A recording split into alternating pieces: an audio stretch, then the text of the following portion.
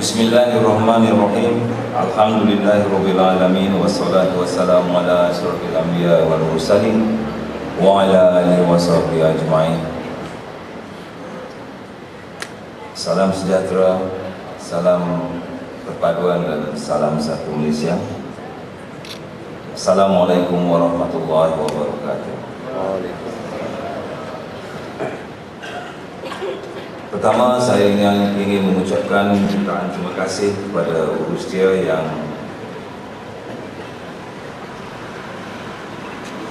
menganjurkan perhimpunan pagi pada pagi ini. Kita tidak terlalu lewat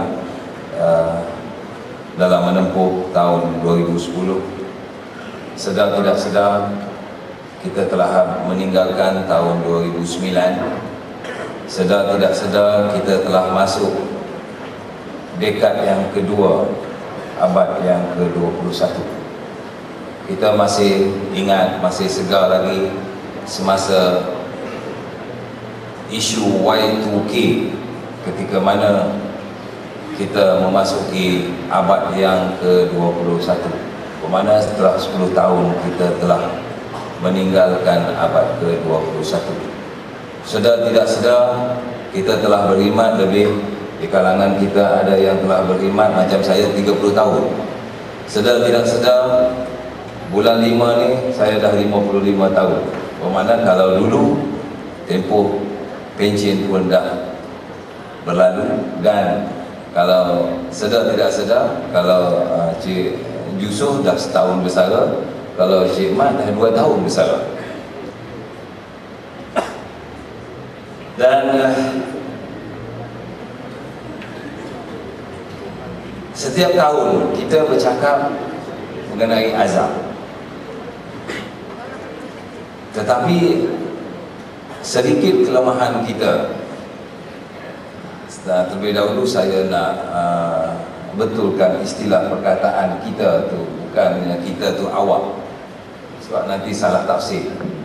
Bila kita tu termasuklah saya ya.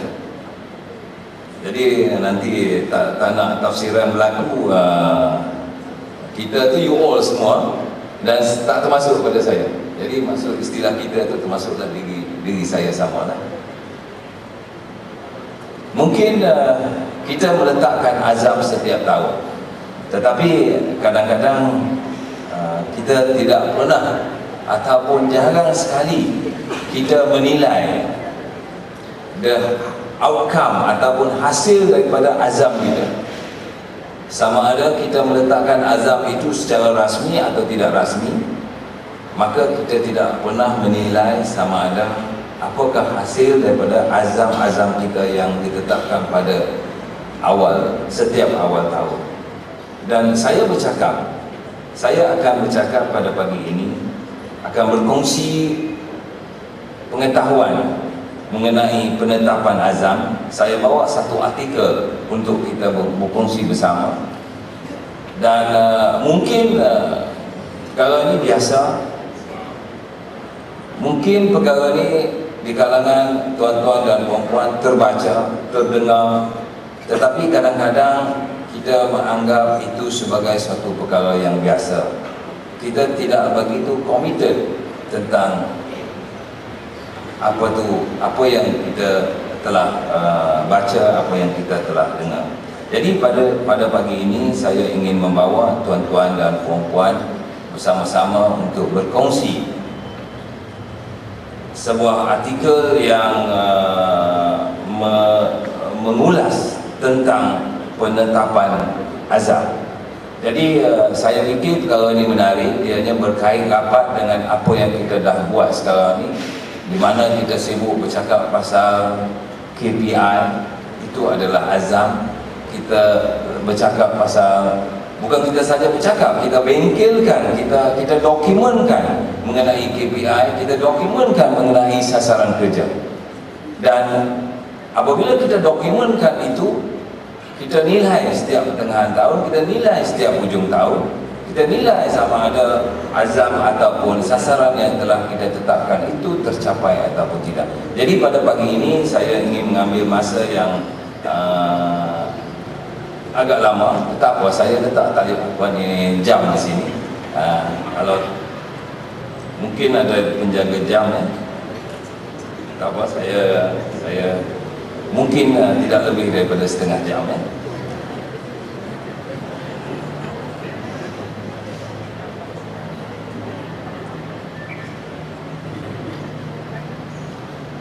Secara jujur, saya kena buka spek ya, dah 55 masa tahun 55 ni pakai spek untuk lihat jauh. Jadi saya tak nampak tuan-tuan dan puan-puan pada saya buka spek, saya hanya nampak tulisan di sini. Saya secara jujur cuba kita bertanya dalam diri kita, apakah yang dilakukan oleh azam tahun baru kepada kita selama ini? Apakah jasa azam tahun baru kita pada tahun-tahun yang berlalu? Ada? Jika ada, berapa? 5, 10, 50? Saya percaya tidak ramai yang mampu menyenaraikan kejayaan mereka melaksanakan azam tahun baru. Bahkan banyak perkara yang mereka capai bukan kerana azam tahun baru. Jadi, adakah azam tahun baru itu tidak berguna? Sebenarnya bukan masalah azam tahun baru, tetapi mungkin kita tidak berapa mahir dalam membuat azam atau tekad. Azam dan tekad ialah satu kemahiran yang penting dalam membuat perubahan dan pembaikan dalam diri seseorang, termasuklah kita semua. Ia adalah kemahiran yang perlu dipelajari dan dilatih. Tanpa pengetahuan yang jelas mengenainya, maka banyaklah azam dan tekad yang kita lakukan sebelum ini tidak memberi apa-apa kesan dalam kehidupan kita. Dan ini merupakan perbezaan utama bagi orang yang berjaya dan orang yang biasa-biasa. Dia tidak nyatakan orang yang gagal. Dia katakan orang berjaya dengan orang yang biasa-biasa. Biasa-biasa ni banyak. Orang yang berjaya sentiasa membuat azam, tekad dan keputusan. Mereka yang menentukan sesuatu yang perlu mereka lakukan bagi mengatasi sesuatu situasi. Mereka berfikir, mereka membuat keputusan, mereka membuat rumusan. Seterusnya mereka bertindak. Ini yang dikatakan action. Ingat, saya selalu nyatakan action without vision, vision without action. Banyak orang vision without action. Ada visi, ada cita-cita, tapi tanpa tindakan. Itu samalah dengan apa kita panggil sebagai emah jenin. Tapi lagi bahaya kalau action without vision. Itu orang kata mimpi ngeri. Ya, mimpi ngeri. Dia buat, tetapi dia tak tahu apa yang dia buat. At the end, dia pun sendiri tak tahu.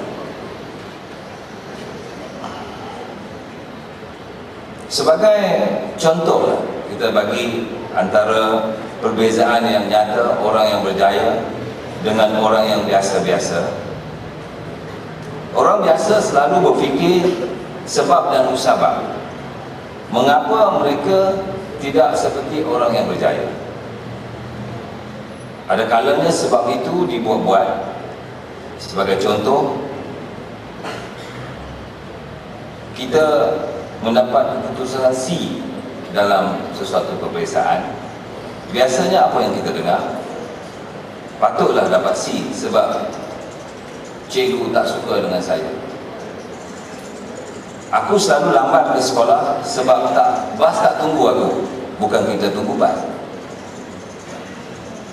Gaji aku kecil sebab ekonomi Malaysia. Aku tidak dapat menabung sebab anak ramai.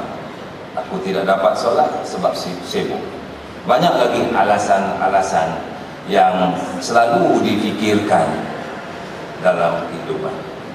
Saya ingin menyentuh di sini antara mentaliti orang biasa dengan orang berjaya, ataupun kita kenali sebagai mentaliti mangsa dan juga mentaliti juara.